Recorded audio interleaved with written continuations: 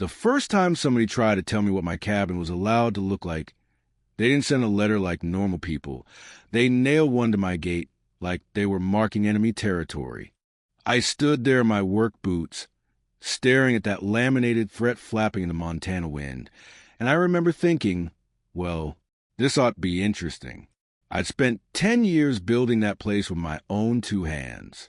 40 acres in the Swan River Valley. Land my father left me when he died, and not a soul around to complain about sawdust, solar panels, or the color of my roof. That was the beauty of it. No HOA, no board, no suburban emperor in hiking boots pretending a clipboard was a crown.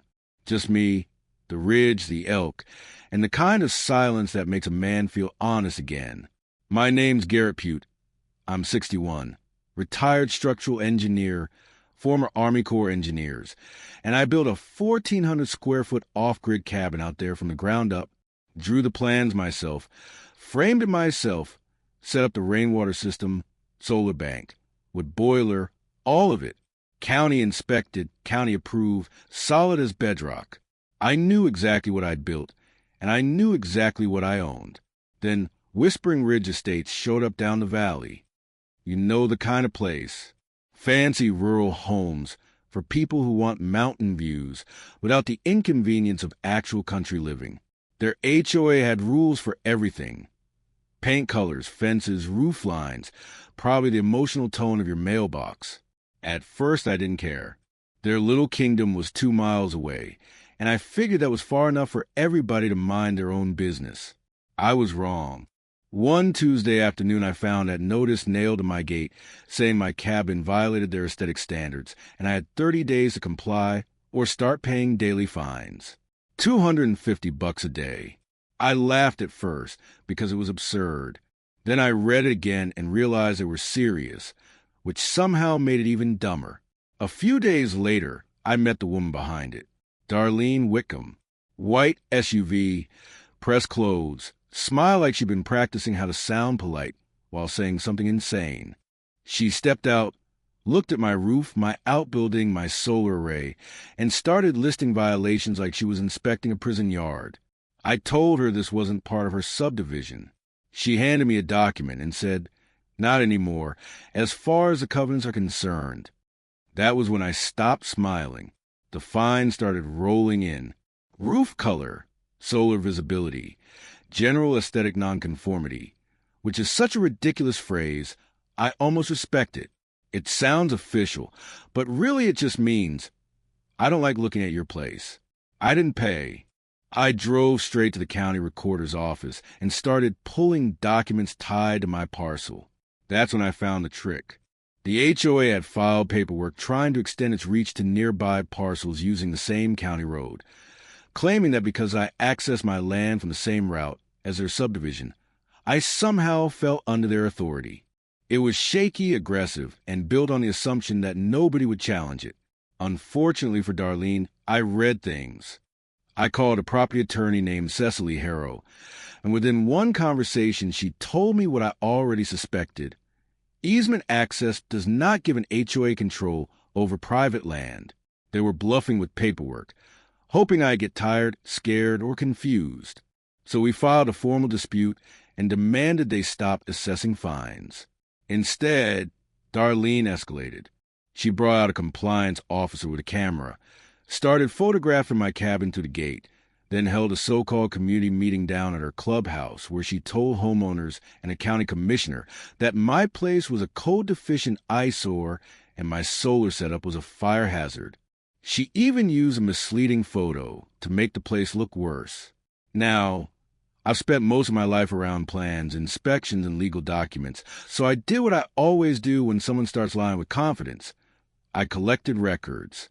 I pulled my inspection reports, requested another structural review, gathered documents on my rainwater system after she filed a complaint over that too, which went nowhere because I was fully within the legal limit. Every accusation she made ended the same way. No violation, no issue, no case. Then things got interesting. I requested the HOA's board minutes and financial records. Buried in those records was a transfer from the reserve fund, money meant for repairs and emergencies, being used for what they called strategic boundary expansion. In plain English, they were spending homeowner money to go after me. Then I found the part that made the whole room tilt. More than $31,000 had been paid to Whitcomb Property Consulting LLC for management services. That LLC belonged to Darlene.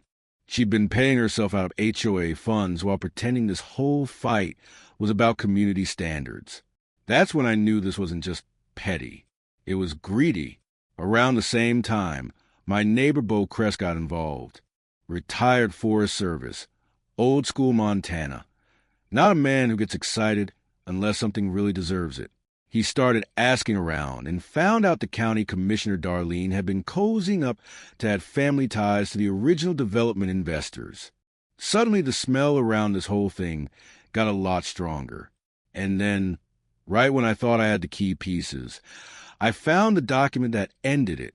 It was in a steel box my father had kept down in the root cellar. Old papers, deeds, tax records, stuff I hadn't fully gone through after he died. Inside was a county plat record from 1981, showing that my father had formally dedicated a 30-foot strip along the property boundary as a permanent public access corridor. The very road Darlene was trying to pull into HOA control? Public, recorded, permanent. I sat there on those cellar steps and laughed like a man who just watched the trap snap shut from the other side. After that, we stopped reacting and started setting the table. Cecily prepared the legal filings. Bo quietly helped gather support from homeowners inside Whispering Ridge. Turns out a lot of them were already tired of Darlene's little empire. They just hadn't had the paperwork to fight back. Once they saw the financials, 7 homeowners signed a petition forcing a special meeting and full review of the board's books. Darlene tried to shut it down. She sent threats through a law firm, called people to pressure them. Even had men poking around my gate one afternoon like she was thinking about options beyond bad paperwork. I added more cameras, filed a sheriff's report, and kept documenting everything. The day of the special meeting, I drove down in my beat-up truck and parked it right in front of a row of polished luxury SUVs. Petty? Maybe a little. Satisfying? Absolutely. Inside, Darlene opened with a neat little financial summary, hoping nobody would ask the right questions. But one homeowner did. Asked about the payment to Whitcomb Property Consulting. Asked who owned it. And just like that, the room changed. Not loud at first. Just that stunned silence people fall into when they realize they've been lied to by somebody who never thought they'd bother checking. One board member looked at Darlene and said, "You never told us this." Darlene tried to recover by attacking me. Said I was the real problem. Said my cabin was a blight. Said she was protecting the community from people like me. So I stood up. I laid my county inspection documents on the table. I laid down the 1981 road dedication records. I handed over the summary showing the reserve fund misuse and reminded everybody in the room that every fine against me had been based on a claim that never should have existed in the first place. Then Darlene made her final mistake. She leaned toward me and said, loud enough for witnesses to hear, that she knew people in the county, and this wasn't going to go the way I thought. That wasn't confidence. That was fear with lipstick on it. Before I even answered, Bo stood up and told her my father built that road so nobody in that valley would ever be trapped behind somebody else's gate. Then he told her, plain and calm, to sit down. And she did. After that, the whole thing collapsed fast. The other board members suspended themselves. Without them, Darlene had no quorum, no real authority, no mask left. Then a deputy came in and served her right there in the clubhouse with the legal action over the road and the ethics complaint tied to the commissioner mess. And right after that, a reporter stepped up and asked if she had any comment on the $31,000 fee she'd been paying herself. Darlene didn't say a word. She just walked out. That was the best part. Not the anger, not the threat, not even the victory in court later on. Just that silent walk to the parking lot, with every person in that room watching her leave and finally understanding exactly who she was. She resigned less than a week later, paid the money back in settlement. Her LLC folded. The court confirmed what my father's old records had already proven. The road was public, permanent, and never belonged to any HOA.